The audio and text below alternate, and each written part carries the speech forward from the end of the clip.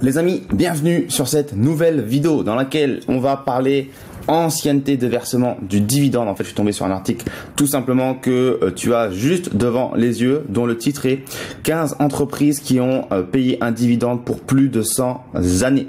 Donc, je sais pas si toi, en tant qu'investisseur, ça te rassure d'investir dans des entreprises qui ont versé un dividende depuis plus de 100 années, mais personnellement, ça me fait dire qu'il y a quand même quelque chose qui fait que l'entreprise est globalement solide, a de bons fondamentaux, a de bons produits et services, a de belles marges et a cette capacité encore une fois à verser un dividende aux actionnaires. Puisque verser un dividende, c'est pas magique, l'argent ne vient pas de nulle part, il vient du fruit de la vente de produits et de services et d'une marge qui permet de verser des dividendes à leurs actionnaires. Donc c'est un très bel historique, évidemment c'est même une prouesse. Pas pour autant qu'il y a seulement que 15 sociétés qui peuvent se vanter d'avoir versé un dividende depuis plus de 100 ans parce qu'il y a quand même des milliers de sociétés aujourd'hui qui sont cotées en bourse et il y en a seulement 15 qui ont ce titre aujourd'hui d'avoir versé un dividende depuis plus de 100 ans. Alors attention, une petite précision, c'est pas forcément un dividende qui a été croissant 100 années de suite, c'est un dividende qui a été versé 100 ans. 100 années sans interruption. Donc c'est pas une croissance, c'est peut-être des moments où ça a stagné, peut-être des moments où ça a même peut-être un petit peu baissé sur certaines crises, mais le dividende a toujours été versé aux actionnaires et ça c'est quand même déjà une très belle prouesse. Donc si tu ne me connais pas, avant qu'on aille un petit peu plus loin dans la vidéo, moi je m'appelle Raphaël Carteni, j'ai investi à peu près l'équivalent de 550 000 $ dans des actions à dividendes, ça me génère à peu près 2000 $ par mois et c'est un actif que j'adore énormément pour son côté passif et extrêmement rentable sur le long terme. Alors, voyons voir cet article. Qu'est-ce qu'il nous dit? Rentrons dans le vif du sujet. Voilà, on va pas lire tout ce qu'il y a écrit, mais en gros, on a le nom des 15 entreprises et on peut voir qu'il y a donc celle-ci. Alors, je sais pas si tu les connais, dis-moi dans les commentaires ci-dessous si tu les connais et dis-moi également peut-être si tu en détiens. Par exemple, sur les 15, combien tu en détiens, je serais curieux de savoir. On a ici General Mills, que tu dois connaître peut-être un peu plus. Dividende versé depuis 1898. C'est énorme. Le no et le yes, pour que je te dise tout de suite à quoi ça correspond, c'est est-ce que eux ils estiment que ces entreprises puissent être encore en mesure de verser un dividende pour 100 années de plus, ok. Donc c'est leur opinion, il n'y a rien de concret entre guillemets.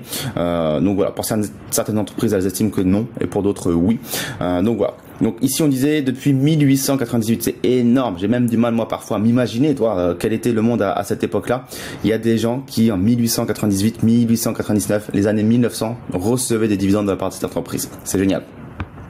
On a Edison, on a Johnson Controls, 1887, on a Church depuis 1901, on a Stanley Black & Decker, celle-ci tu la connais peut-être, 1877, c'est énorme. ExxonMobil, 1882, que tu dois également certainement connaître dans le secteur de l'énergie. Eli Lilly, Consolidated Edison, UGI, Procter & Gamble, peut-être que tu connais celle-ci, The Coca-Cola, évidemment, tu la connais, 1893, c'est énorme et ça se comprend assez aisément. On va tirer les conclusions de un petit peu tout ça. Je te propose en fait que juste après, on regarde un petit peu ce qui dégage de ces entreprises et pourquoi ces entreprises ont réussi à verser un dividende depuis aussi longtemps. Colgate, évidemment, 1895, PPG Industries, 1899, Chubb Corp, 1902 et c'est tout. Ça va très vite, il y en a uniquement 15. Donc, comme je te disais, je te propose que premièrement, on regarde dans quel secteur font partie ces entreprises et voir s'il y a un truc assez logique qu'on peut retirer de tout ce qu'on vient de voir. Parce que finalement, on a le nom des entreprises, mais on n'a pas le secteur dans lequel elles font partie. Donc moi, j'ai fait le travail pour toi. Et ici, j'ai résumé ici. Je sais pas si je peux te mettre ça un peu en plus gros, c'est peut-être un peu petit pour toi. Tac. Voilà, j'ai résumé les 15 entreprises par secteur. Donc on voit qu'ici il y a 2 entreprises dans le secteur des matériaux, services aux collectivités, etc. Mais là c'est un peu bourrin, je t'ai même fait un peu mieux, je t'ai fait un petit graphe ici, voilà, qui sera beaucoup plus sympathique. Je te mets ma tête ici, voilà, où c'est un peu plus visuel, un peu plus coloré. On voit qu'on a 5 entreprises qui sont dans le secteur des biens de consommation courante, on voit qu'on en a une dans le secteur financier, une dans le secteur de l'énergie, 0 en télécommunication. Alors je t'ai mis vraiment tous les 11 secteurs qui existent en bourse. On en a une dans la santé, 0 en immobilier, 0 en technologie, 0 en consommation cyclique, 3 en services aux collectivités, 2 dans le secteur industriel et 2 dans les matériaux de base. Ça nous fait un joli petit graphique ici. Et je ne sais pas si tu le vois tout comme moi, il y a quand même une tendance assez nette, c'est que tu as le secteur des biens de consommation courante ici qui représente un tiers de ces 15 entreprises, donc 5 entreprises. Ce qui est donc énorme. Et on voit aussi assez rapidement le petit morceau jaune ici, enfin le gros plutôt morceau jaune ici, les services aux collectivités qui représentent quand même 20% de ces entreprises avec 3 entreprises représentées. Donc l'idée derrière ça, c'est de se dire, est-ce que finalement il y a une logique, est-ce que c'est normal finalement que tu as des secteurs qui n'arrivent pas à verser de dividendes depuis plus de 100 ans. C'est pas parce que voilà, il y a des entreprises évidemment dans le secteur de la télécommunication, des mêmes très belles entreprises, pareil dans la technologie, pareil dans l'immobilier. Alors pourquoi il y en a zéro pour ces secteurs, et pourquoi à l'inverse les biens de consommation courante réussissent à générer plus de, on va dire, de réussite, en tout cas d'entreprises qui ont versé un dividende depuis plus de 100 ans, comme on l'a vu ici avec Coca-Cola qui est dans le secteur de la consommation courante, ou encore Colgate, Palmolive. Alors pour moi, c'est extrêmement logique, et peut-être que tu as déjà la réponse. En fait, encore une fois, tout dépend du cœur d'activité de ces entreprises. Et on va reprendre secteur un après l'autre pour te dire en fait pourquoi pour moi c'est extrêmement logique et pourquoi ça peut influencer tes futures décisions d'achat dans tes actions en bourse. Parce que bien que ce soit très important d'être diversifié dans les 11 secteurs de l'économie, et je le dis tout le temps à mes clients, hein, soyez diversifiés dans les 11 secteurs. Quand un secteur se porte bien et qu'un autre secteur se porte mal, finalement vous limitez vos pertes, votre volatilité, et votre portefeuille résiste beaucoup mieux à ce qui peut se passer dans l'économie. Si vous avez une pandémie, une crise pétrolière, un choc pétrolier, une crise des valeurs technologiques, ou l'immobilier qui se casse la gueule, ou que sais-je, eh bien même s'il y a des secteurs de façon isolée qui souffrent, eh bien vous avez toujours des autres secteurs qui vont être beaucoup plus résilients. Et c'est justement le cas, très bonne transition, du premier secteur des biens de consommation courante, qui est en fait un secteur extrêmement résilient. Et c'est pour ça qu'il y a autant d'entreprises, parce que crise ou pas crise, regardez, on boit, tout simplement on boit, que ce soit du soda ou de l'eau, du café ou du thé. Encore une fois, Coca-Cola, c'est pas que du Coca-Cola. Il y a énormément de boissons, des jus d'orange, de l'eau. Regardez sur chaque bouteille d'eau que vous buvez dans plein de pays, c'est produit par Coca. Donc c'est logique. Colgate, c'est pareil, on doit se brosser les dents tous les jours. Et Colgate, c'est pas que du dentifrice, t'as beaucoup d'autres produits d'hygiène. Donc c'est normal. Et comme son nom l'indique, en fait, les biens de consommation courante, c'est pour de la consommation courante. Donc pour la vie de tous les jours, c'est boisson, manger, hygiène du corps, hygiène de la maison. Donc crise ou pas crise, eh bien guerre, pandémie, crise financière, récession, inflation, ce que tu veux, on continue de consommer tous ces produits-là. Alors même si on les consomme différemment, en achetant peut-être des produits un peu moins chers parce que c'est un peu moins bonne qualité, tu sais, de la marque Repère, des choses comme ça, eh bien au final on achète quand même. Donc c'est pour ça qu'il y a autant d'entreprises dans ce secteur-là.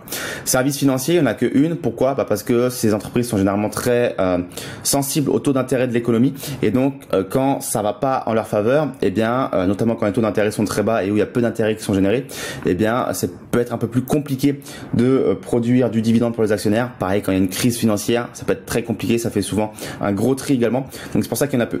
L'énergie, c'est la même logique. C'est que ces boîtes-là sont très sensibles au prix de l'énergie. Que ce soit souvent le prix du pétrole directement, et le prix du gaz ou des choses comme ça, le prix de l'énergie tout simplement en fonction de leur cas d'activité. Et donc c'est pour ça qu'en fonction de l'évolution du prix de l'énergie, ces boîtes-là se retrouvent parfois en difficulté et ne peuvent pas donc verser de dividendes ou sont obligés de faire des pauses, des coupures pour verser un dividende à leurs actionnaires. Donc c'est tout à fait logique également. Télécommunications, là ça s'explique par la concurrence féroce qu'il y a dans ce milieu-là. C'est tout ce qui est télécom, opérateur téléphonique, mobile, tout ce que tu veux. Et donc en fait t'as pas d'avantage compétitif dans le secteur. C'est-à-dire que le seul avantage compétitif c'est de proposer un prix plus bas que tes concurrents. Après on peut dire oui, moi ma vitesse de connexion va plus vite, de téléchargement.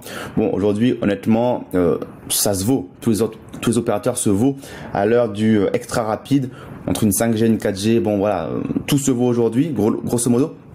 Donc c'est uniquement le prix généralement. Et évidemment, plus tu tires les prix vers le bas et moins tu fais de marge, de bénéfices, et donc plus potentiellement c'est compliqué d'avoir un track record et de verser un dividende. Donc ça c'est pour ça que les boîtes dans le secteur de la télécommunication sont justement réputées pour pas réussir à avoir des historiques de versement de dividendes très très longs généralement.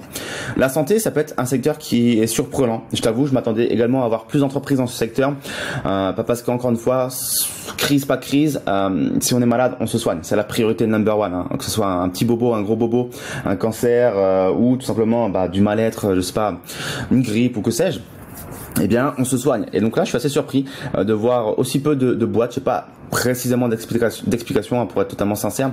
Donc voilà, mais moi j'estime que c'est en tout cas un très bon secteur à avoir dans son portefeuille.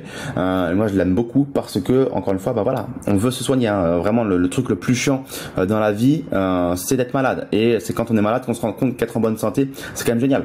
Donc ça c'est pas quelque chose qu'on sacrifie. L'immobilier, ça se comprend également très facilement parce que toutes ces boîtes-là, qui sont des foncières cotées, doivent tout le temps générer de nouvelles acquisitions en levant de la dette et elles sont généralement pas mal endettées, ont des obligations fiscales très différentes de reversement des dividendes aux actionnaires. Mais le problème, c'est qu'elles ont des bilans comptables qui sont pas forcément toujours très bons. En fait, ils sont assez lourds en dette et donc évidemment le dividende n'est pas la priorité entre générer de nouvelles acquisitions. Encore une fois, une boîte elle a plusieurs choix avec le cash qu'elle a en caisse, soit le verser aux actionnaires sous forme de dividendes, soit s'en servir pour de nouveaux projets, réinvestir dans de la croissance. Et ces boîtes immobilières sont sans cesse obligées de faire de la croissance et de nouvelles acquisitions pour pouvoir générer de futurs profits. Donc de par le cœur d'activité, en fait, le modèle de dette, en fait, c'est très compliqué pour aller avoir des longs historiques. Technologie, ça s'explique par le fait que ces boîtes-là ne sont pas intéressées par verser un dividende. Elles préfèrent réinvestir dans de la croissance, que ce soit du Facebook, du Apple, Microsoft, qui d'autre? Tu vois très bien Meta, Facebook, ouais. Ces boîtes-là sont pas intéressées, en tout cas pour le moment, à verser un dividende ou alors un tout petit dividende pour Microsoft et Apple. Donc voilà, c'est plutôt des boîtes de croissance, des valeurs de croissance comme on dit, où on va aller chercher généralement de la plus-value en tant qu'investisseur, mais elles ne sont pas intéressées par le dividende. Donc c'est logique, on en voit que très peu. Et puis surtout, j'ai envie de te dire, dans les années 1890, 1900, 1910, les boîtes technologiques, j'ai envie de te dire, c'était pas forcément aussi, c'était pas, voilà, on n'est pas 1900 vs 2020. Bon, il y a un monde d'écart, tu vois ce que je veux dire. Donc c'est aussi logique. Biens de consommation cyclique, comme son nom l'indique, c'est l'inverse des biens de consommation courante.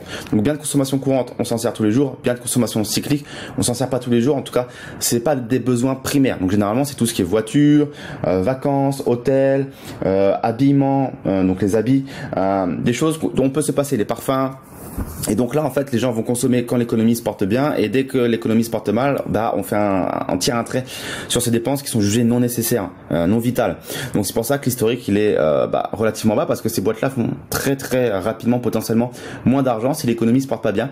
Et donc verser un dividende sur un très long historique, c'est compliqué pour ces boîtes-là. Services aux collectivités. C'est logique, c'est tout ce qui distribue en fait, on va dire, de l'énergie, du gaz, de l'électricité pour tout le monde en fait, les collectivités. Donc c'est chez toi en fait. Quand tu allumes la lumière, c'est des boîtes comme ça qui produisent et qui fournissent en fait ton contrat d'électricité. Donc c'est logique parce qu'encore une fois, là j'ai la lumière allumée partout. On consomme pour se chauffer, pour la ventilation si tu es dans des pays chauds.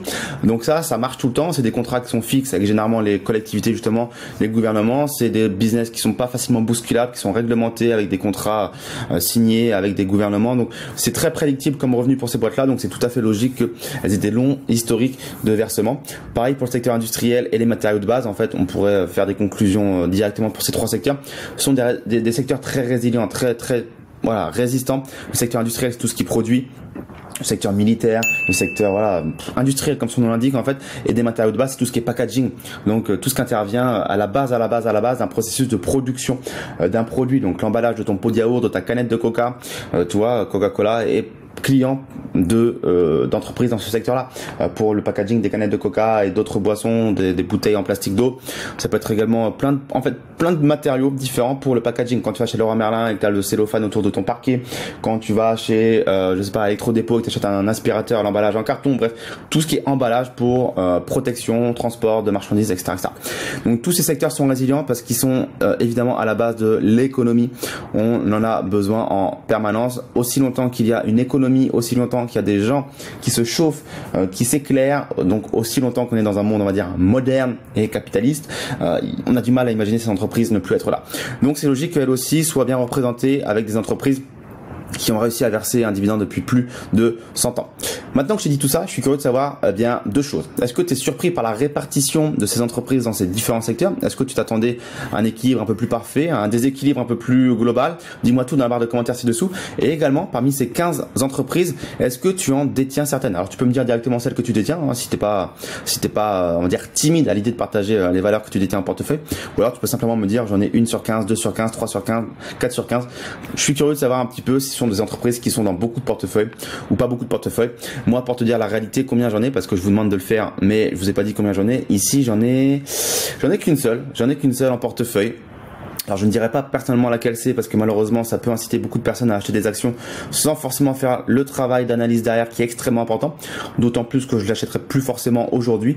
Mais en tout cas quand je regarde la liste, je vois que j'ai une seule entreprise à l'heure d'aujourd'hui dans mon portefeuille. Même si on a plusieurs que je surveille régulièrement et que j'aimerais bien rajouter à mon portefeuille à un moment ou à un autre. Mais c'est pas le bon moment d'un point de vue prix. C'est pour ça que c'est extrêmement important, comme je viens de le dire à l'instant, de ne pas acheter des actions sans avoir fait son analyse fondamentale auparavant. Parce que acheter une très belle action mais à un prix très cher, bah, c'est faire une grosse erreur. Donc il faut pas acheter à n'importe quel prix. Voilà les amis, dites-moi ce que vous en avez pensé dans la barre de commentaires ci-dessous. Abonne-toi à la chaîne YouTube si c'est pas encore fait. Lis bien la barre de description également ci-dessous, tu as beaucoup de ressources pour justement investir dans les actions à dividendes, du format papier, du format mensuel sous forme de service, du format vidéo, du format séminaire. Bref, tu as beaucoup de choses dans la barre de description ci-dessous. Pose-moi toutes tes questions et je te dis à très vite pour une prochaine vidéo. Ciao ciao.